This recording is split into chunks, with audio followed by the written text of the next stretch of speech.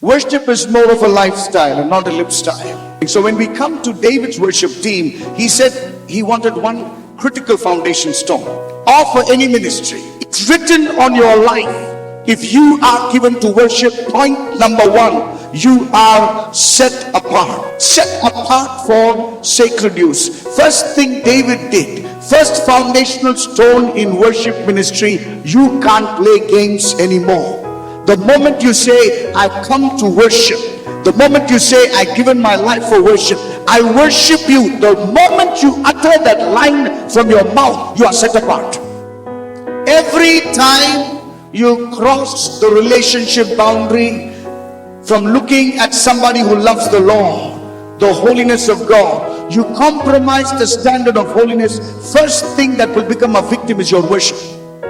If our generation, our children don't know how to build down the altar, I'm using spiritual language here. If they don't know how to overcome sex, God, religion, they become victims on arrival. Whenever, there's a spiritual meaning here.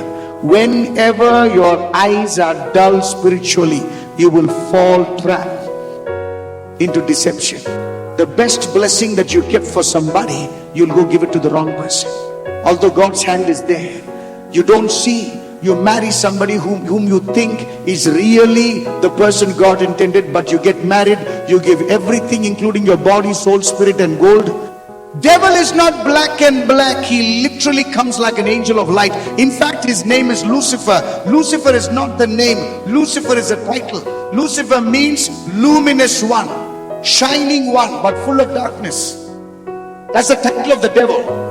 He's full of light. He comes as an angel of light, but inside is completely poison and darkness.